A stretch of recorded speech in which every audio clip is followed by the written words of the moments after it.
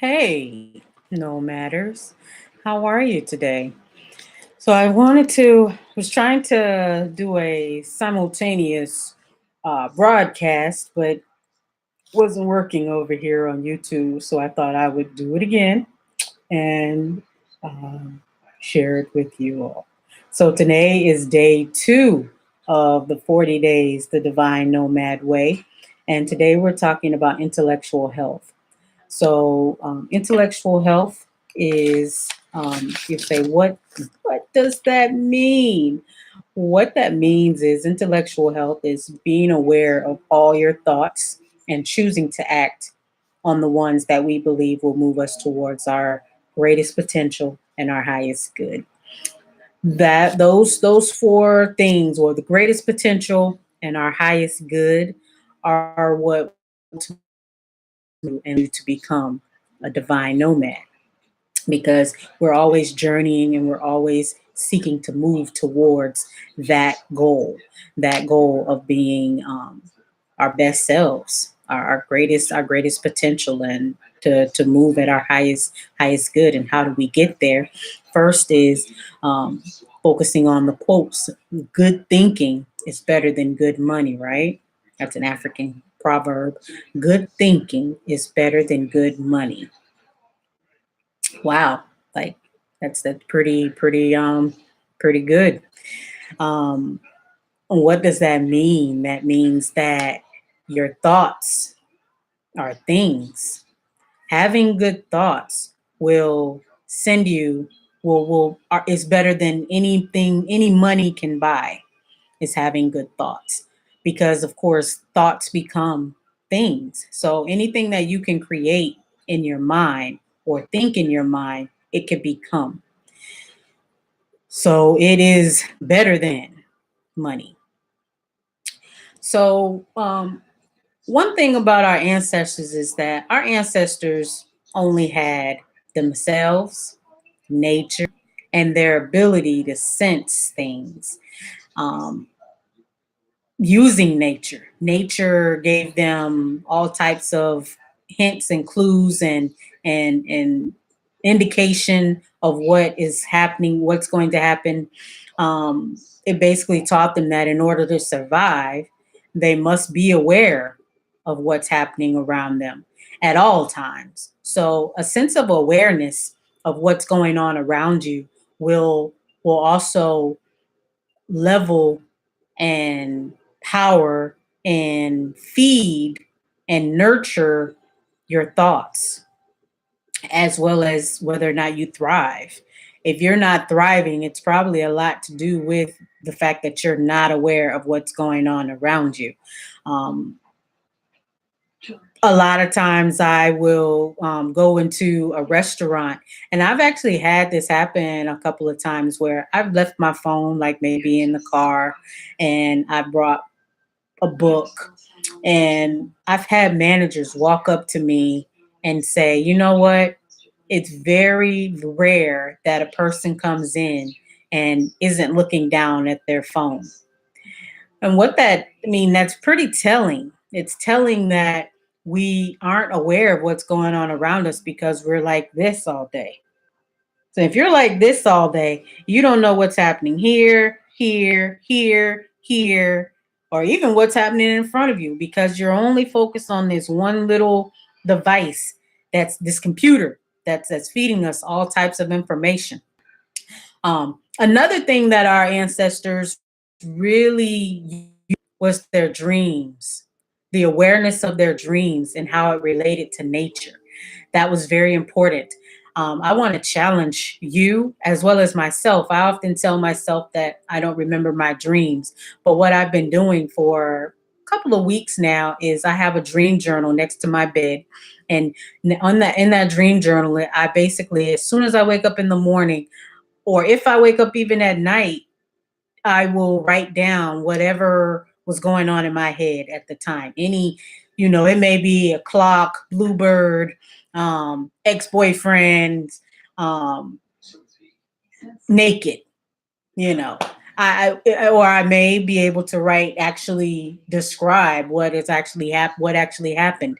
So it just depends on where my memory is in that moment. But I want to challenge you to create a dream journal, set it next to your bed, remove the phone from your bed, and I want you to just have your dream journal there. So every morning when you make that be the first thing that you grab and not your phone. Um, our ancestors used two parts of themselves. We have two parts. We have a lower self senses and we have higher self senses. Our lower self senses are things such as sense of smell, sight, hearing, touch, taste. Those are lower level self senses. But we also have some higher self senses that we all have the ability to develop, such as intuition. That's probably the main one that we all tend to have. But those who are on a little bit more of a higher frequency and more aware of nature, they tend to be clairvoyant. And what that is they can see things happen sometimes before it actually happens. So precognitive, sometimes you'll hear that. And clairaudience, those people hear voices. They hear someone tell them things. I've had that happen a few times when I felt like I heard the phone ring and it hadn't rung, but then it did ring. Um, Memory, visualization, these are all parts of our higher sense of self that we all have the ability to develop, but we are being numbed and desensitized and not really able to tap into those because we have this little phone. This phone is creating chaos and it's creating a distraction. It's creating a wedging a large wall between nature, what's outside, and what's on this other side of this phone. And we see it every day, just going back to last week, the presidential alert that came out created such a sense of upheaval. Start, oh my gosh, what are we going to do if something happens? And, we're not ready if something should happen. No, you probably aren't ready. Not if you felt like that alert created that sense of angst in you. So nature has been telling us what's going on way before that presidential alert ever hit. So one thing that we all know in terms of intellectual health is that we have exposure to unlimited thoughts. We have the ability and exposure to so many thoughts. But the thing is not all of those thoughts lead us to our greatest potential and our highest good. They won't move us there. So a lot where I'm a idea person. We all can be idea generators because we all have that ability to tap into the unlimited thought exposure. But what we have to do is we have to decide what of those thoughts benefits us or benefits the higher good. So while it may not benefit you, and well, it will benefit you if it benefits the higher good. But what I mean by that is it's more of a collective benefit versus an individual benefit. Some of us we have to realize we have to be a little bit selfless in the endeavors that we take sometimes because that's where our thoughts will lead us. Um, we have to test these thoughts out. That's the only way we know whether or not it's a thought for our greater potential and our highest good, right? And how we do that is based a lot on our feelings.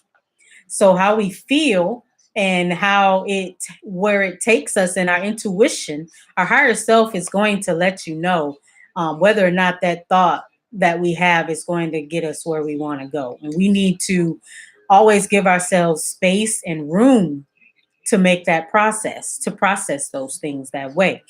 A way that we also figure that out is by asking empowering questions. There is a proverb that says, he who asks questions cannot avoid the answer.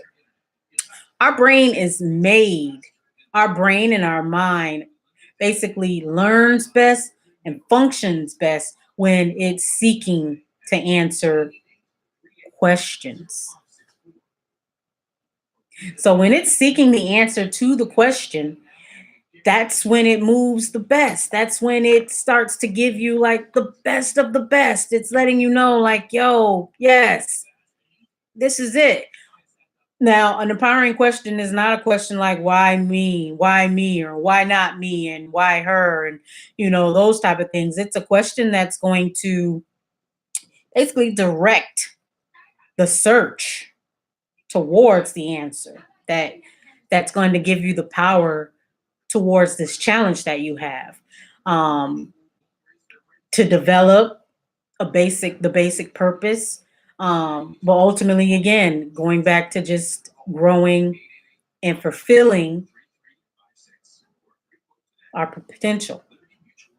We need to test our thoughts, test them to see whether or not they are beneficial to us, whether or not they're things that we should be utilizing or not.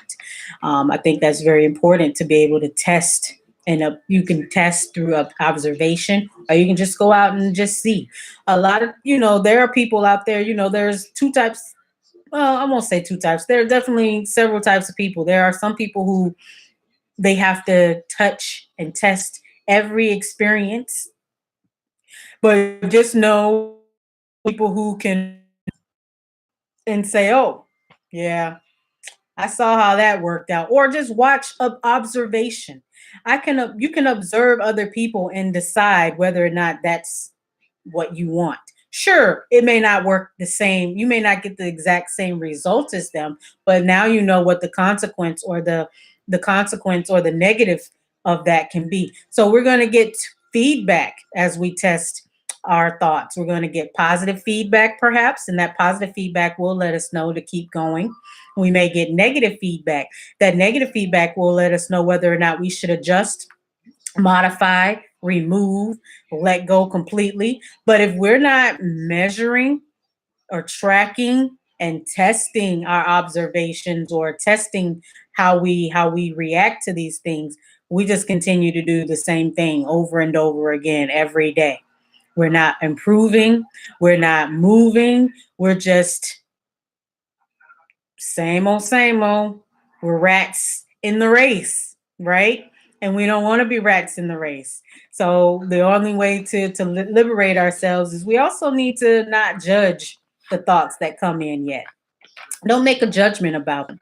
Just see what it is, because once you see what it is and you're able to just kind of watch it, test it, see whether what it is, you then can make a decision again whether or not it has life with it.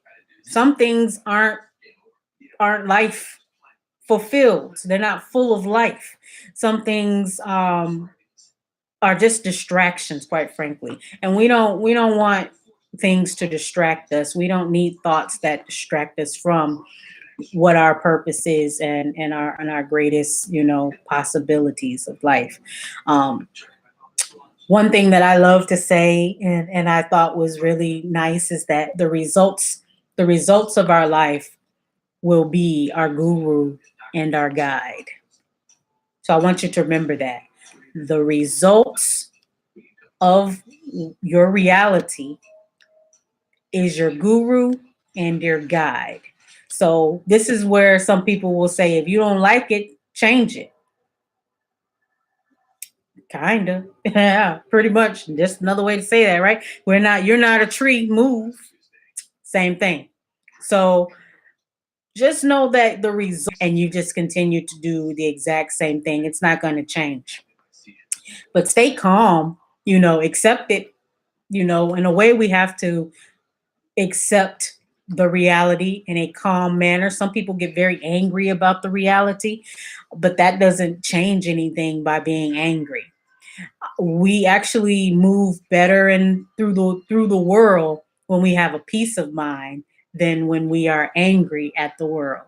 Um, so it's kind of like honey. Oh, I won't say honey. Oil smooths and eases, and it lets things move through faster than dirt and grit, right? Dirt and grit is going to be that anger. It's going to make it a little bit harder to get through. It's going to create muck in the system. So be calm about it. Just know that, hey, what it is what it is, but you do have the ability to change it. And I think that's the important thing, is to know that you have the ability to change your reality and change things that we have going on. You have the ability to evaluate your new and your old thoughts, information, things that we observe, and you can do those things without judging. And I use the example of being online and a headline pops up on your timeline, because this is how social media is set up, where there's a headline and then there's people who comment underneath. So you have this headline, you have the ability to read what the article may say, but most people will take the judgment way, I guess I would say, and they will go down and read the comments.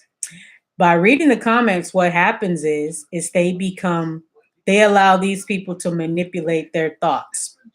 They allow these people to manipulate what they really and truly know, because you only know what that headline said. You don't know exactly anything at this moment, but you are now going to trust complete strangers, or maybe family and friends. You're going to trust everything that these people tell you without doing any due diligence on your own. Mm-mm. You need to do some due diligence for yourself. If in fact it's something, again, that is necessary for you. It may be, hey, sometimes I'll be honest.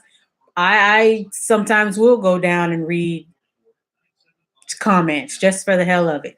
But I don't comment, nor do I make any assumptions about it either, because I know a lot of times people jump the gun. They make judge and jury situations before all of the information is really out there. So I tend to, and I find myself getting mad sometimes at people who just make assumptions about things without actually knowing. It's kind of like going somewhere and you were actually there in the front watching what happened, and then you come home and somebody is comes to your house, or somebody is waiting for you at your house to tell you about everything that you were actually there for, and they're giving you the wrong information. You're like, no, I know it didn't happen like that because I was there. You weren't even there. Like, that gets me mad, because now you want to argue about the fact that how can you have such a passionate opinion about something when you weren't even there. But that happens. That's what we get online right now. We get a lot of passion, a lot of passionate opinions. PU. That's what I call it. It's just a bunch of pissed off people, PO, who making a bunch of opinions, and you have to decide if you're gonna follow that. Poo poo. Shit. Don't do it. But be confident in the decisions that you make for yourself, and be fearless and trust that the decisions that you make, as long as you follow these tenets, I think you will be okay in moving forward with building and improving your intellectual health. Um, Tomorrow we're going to talk about emotional health. So I look forward to talking to you about that. If you have any questions about intellectual health, please leave them down below and I will answer them. If you want to follow me on Instagram, on Twitter, you can follow me at the DivineNomad, spelt like it should be, no spaces. And you can also follow me on Facebook, my DivineNomad page, and it's DivineNomad, no the. And you can also always come to the website, DivineNomad.com, see what content we have popping up there. And I look forward to seeing you soon, talking to you soon. See you tomorrow, Nomads. Go and put your feet in the grass. Enjoy. Peace.